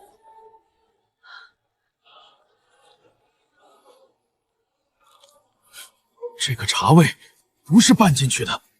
回陛下，是用茶汤和面揉了32遍逼茶汤，再用低温慢烘锁住。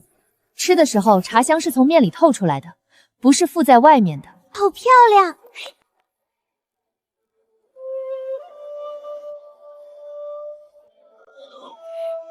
朕想起了小时候母后做的点心。那时候母后还没进宫，在老家，冬天下了雪，院子里梅花开了，母后会摘了梅花做点心给朕吃。很多年了，没忘了。是这个味儿，几十年了，老身都忘了自己做过这样的点心。皇祖母别哭，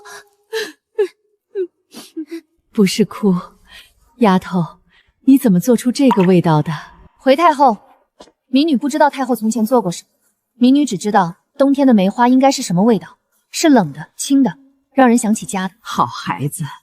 周子期的锦绣换州功底深厚，是大家得体，但苏念念的48节让朕看到了一样东西。9道点心，9个节令，从立春到冬至，是大圣百姓的一整年。朕坐在这店里吃了一口青团，想起了小时候清明跟母后一起做青团的午后，吃了一口雪梅酥，想起院子里的老梅树。在天下百姓的锅碗之称，在国厨之名，授予苏念念。我就说苏念姐姐最厉害。第2名赵嬷嬷，第3名梁师傅。后生可畏，老夫服气。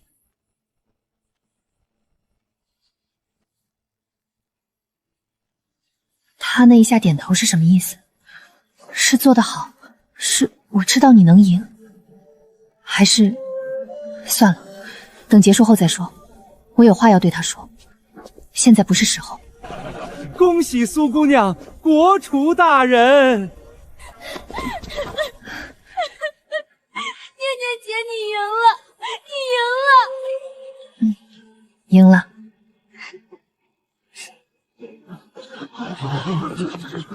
陛下！臣有要事禀报。什么事？陛下，苏念念此人来历不明，臣查到他3年前入宫时所报的奇怪家事，兼有疑点，此人身份或有欺瞒，请陛下彻查。苏念念，民女在。他说的是真的吗？来了，我最怕的是来了。陛下，正在此。苏念念入宫时所持文牒，籍贯写的是青州临安县，但臣查到，临安县祖上是在12年前依晋权贵被指在御膳中下毒，全族获罪抄家。苏念念正是当年罪臣苏怀山之女。按我朝律法，罪臣之后不得入宫当差，更不可参加百味宴。她的文牒是伪造的，入宫本身就是欺君。苏念念，他说的是真的吗？回陛下，民女入宫时年幼，文牒是父亲承重所托人办理，民女对其中细节确实不知全貌。来人，在将苏念念暂时收押大理寺候诊，百味宴结果暂缓公布，待查明真相后再行定夺。是。念念姐，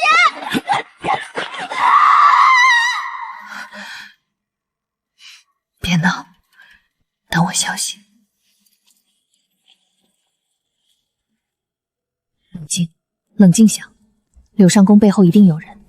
一个上宫查不了12年前的旧案，他背后站着谁？赵嬷嬷。唯一能翻盘的路，证明苏家当年是冤案，但我是阶下囚，什么都做不了。苏姑娘，瞧瞧这模样，蓬头垢面的，哪还有国厨的样子？可惜了那一手好手。早知今日，当初老老实实做你的杂役多好，非要出头，非要争，这下好了，欺君之罪，轻则流放3000里，重则……你笑什么？你费这么大力气对付我一个做点心的，查12年前的旧案，买通赛场杂用，断我供货。你一个上官，哪来这么大的能耐？是不是太看得起我了？还是说你背后那位比你还怕我？嘴硬，看你还能硬几天？不怕，不怕，骗谁呢？怕死了我也不能让他看出来，死也不能。一直依赖都是我一个人扛，从杂役开始。被欺负，被抢功，被赶出宫，一个人开铺子打比赛，被断供。我以为我习惯了，可是这一次什么都做不了，只能坐着等。好累，真的好累。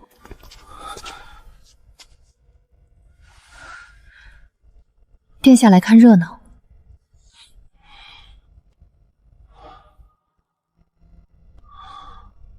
苏家的案子我查过了，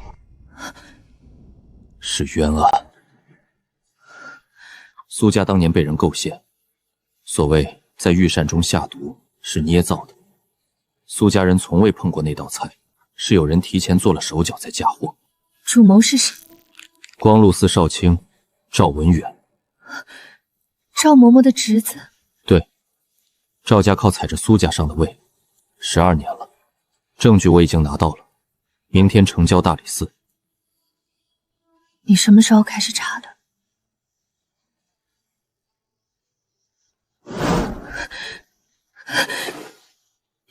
别看我。好，不看了。那封信，你书里调出来的那张纸，此路作废。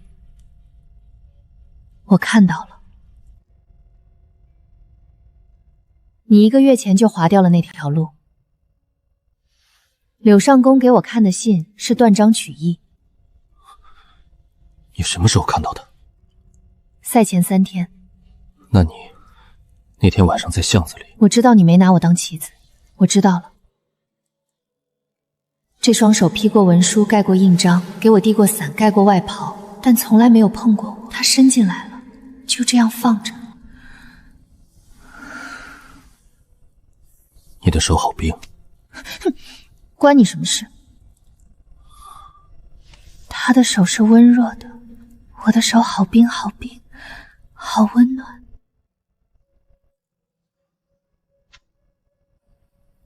等我。谢凌渊，你要翻苏家的案子，得正面对上赵文远。赵文远背后站着谁，你比我清楚。你经营了这么多年的中立，全要搭进去。值得吗？从前不值得，现在值得。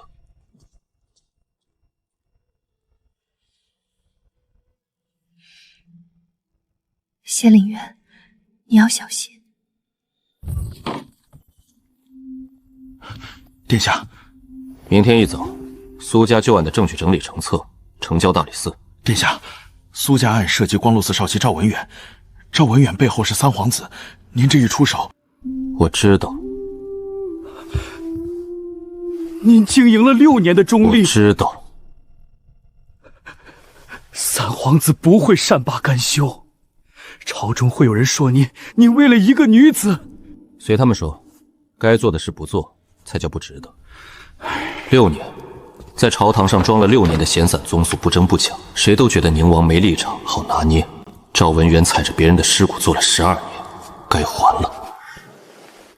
陛下，臣有证据呈上。宁王，你知道你做什么？臣知道。赵文远是光禄寺少卿，你参他等于对上了整个光禄寺。臣知道。你一向不参与这些事。今日之事，与朝堂无关，与公道有关。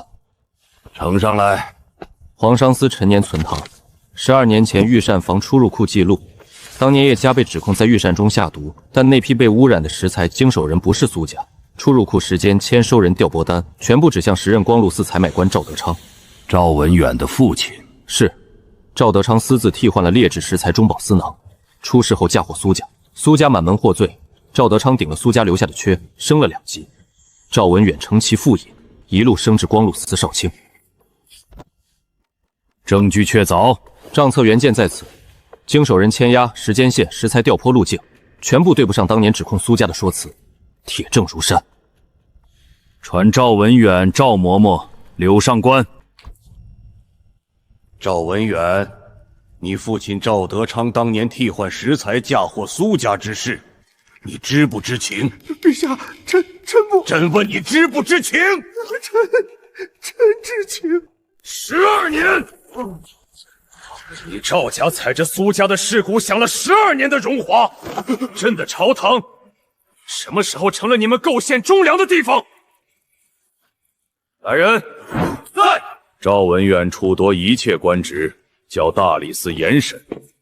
赵德昌虽已亡故，追夺其生前封赏。朕不信你不知道自家侄子的底细。老奴知道。御膳房一切职务褫夺，逐出宫去。老奴领旨。刘上公参与构陷苏念念身份，提供伪证，证据确凿，免换一局。陛下，陛下饶命！活下去。陛下饶命啊！苏家追封先人为中厨，苏念念无罪释放，恢复清白身份，百味宴结果恢复有效，国厨封号正式授予。陛下圣明。念念姐。行了行了，别哭了，鼻涕蹭我衣服上了。我不管。孙大厨，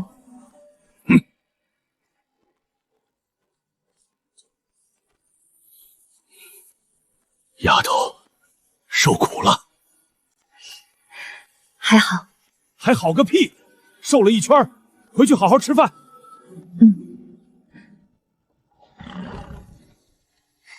荣华公主派人送的补品，人参、燕窝、阿胶堆了一车，我又不是坐月子。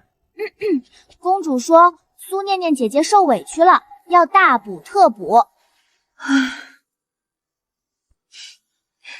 随她吧。苏念念，你祖父当年确实是御膳房百年难遇的奇才，我斗了一辈子，终究还是斗不过苏家的手艺。你的点心做得比我好。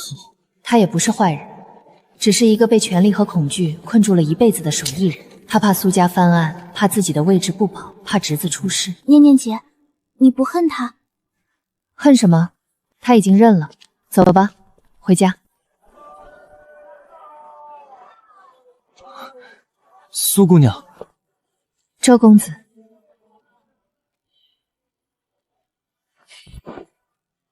苏姑娘，是我小人之心。锦香斋100年传承，传到我这代已经固步自封。比赛期间我做的那些事，我没脸解释。你让我看到了点心还能走多远？这个道歉来得晚了，但我还是想说，对不起。我接受。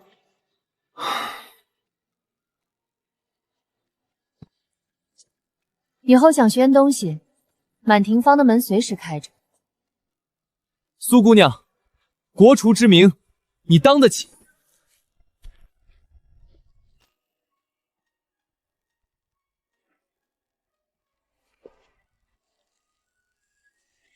念念姐，你做这个给谁？别问。是不是给宁王？翠儿。嘿，好好好，我不问了。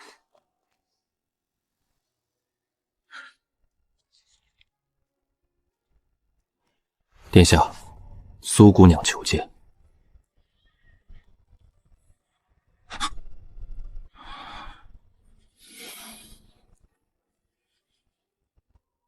请进来。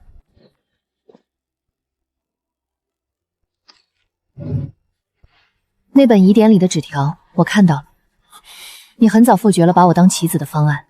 你查苏家的案子也不是为了什么政治布局，是为了我。那天晚上我去质问你，你为什么不解释？你明明可以把那张纸拿出来给我看，1秒钟就能说清楚，你为什么不说？说了想邀功。你看，我早就没拿你当棋子了。这种话说出来，太难看。所以你宁愿让我误会？你误会了，会离我远一点，离我远一点比较安全。安全？我是皇子，我在乎的东西会变成把柄，所有人都会知道宁王的软肋是一个做点心的姑娘，然后她会成为靶子。所以你的解决办法是让我以为你在利用我，让我主动走开。你是不是傻？我已经是靶子了，从我参加百味宴那天起就是靶子了。你让不让我走开？赵嬷嬷都会对付我，柳上宫都会参我。你从小学的都是别让人知道你在乎什么，我懂。但你能不能以后别把这套用在我身上？我不知道怎么说，因为我就是想帮你，这种话我说不出来。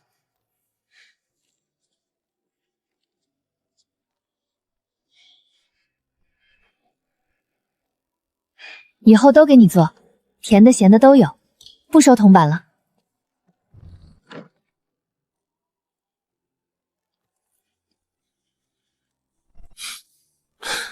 他说以后都给你做，他说不收铜板了，我应该不用再藏了。苏念念接旨。3个月后乃大圣晋国100年国宴，朕命你为国宴御点总理，全权负责国宴点心方案。民女领旨。起来吧，建国100年，百官万民都看着，别让朕失望。民女不会。怎么样？怎么样？3个月后的100年国宴，我来主理。什么？100年国宴？那可是……我知道，最大的考验。你一个人能行吗？不，这次不一个人扛了。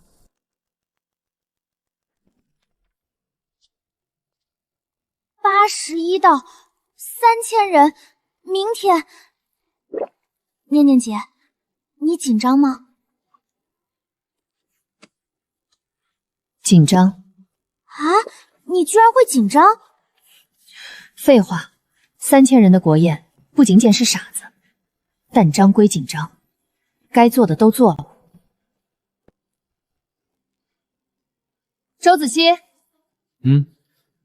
古法板块你有把握？苏姑娘，锦香斋做了100年的传统点心，这点活你要是不放心，我现在就走。行，那我不问了。孙大厨，您歇着就行，明天关键时刻帮我把把关。老夫就是来喝茶的，你们年轻人折腾，老夫看着。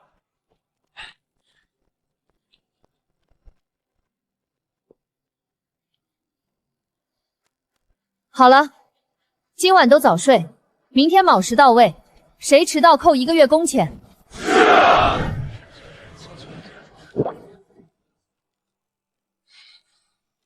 大圣建国100年国宴开宴！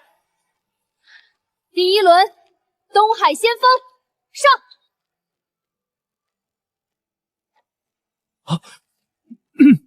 使节大人说，比我们南岳的海鲜酥还鲜。第2轮准备，北疆雪原。这个奶酥的火候过了一点，重做。念念姐，来不及。来得及。翠儿，你顶上第3组的位置，让阿宽重做这一批。好。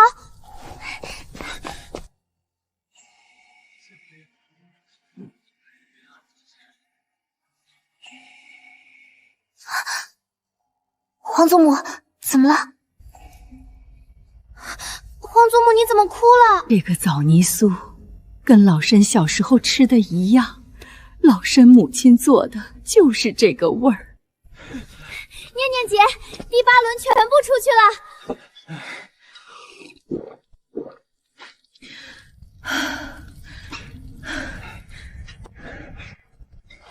好，最后1轮准备。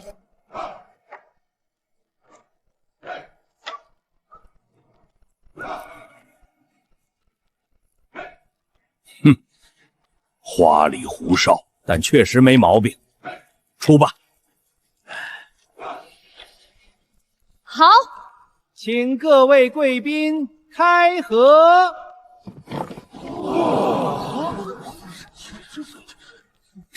这边缘的走势，拼起来竟是我大圣9州的版图。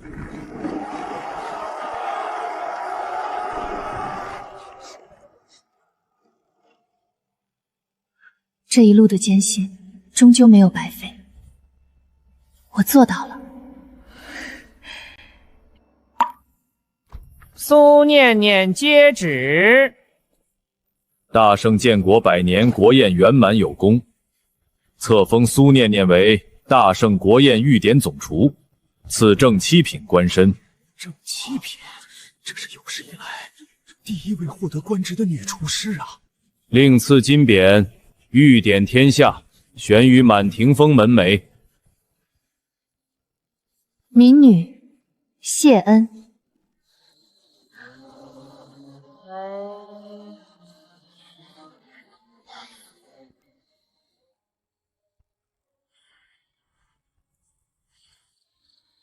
苏念念，你以后打算怎么办？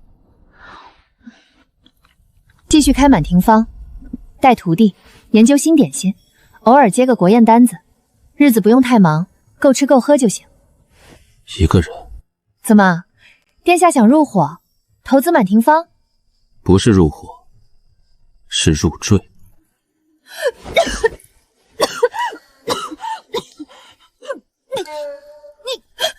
你说什么？本王说了，不爱吃甜，但你做的都行。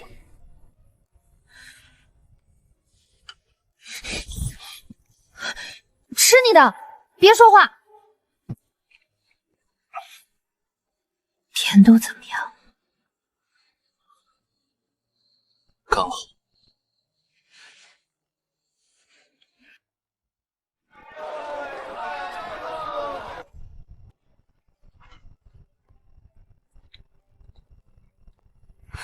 殿下，您到底是来干嘛的？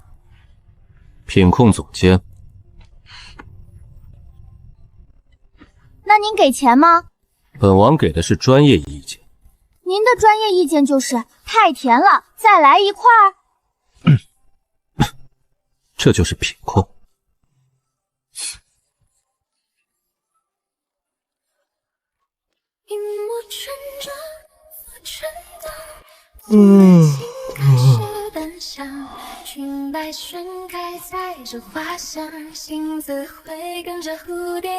太甜。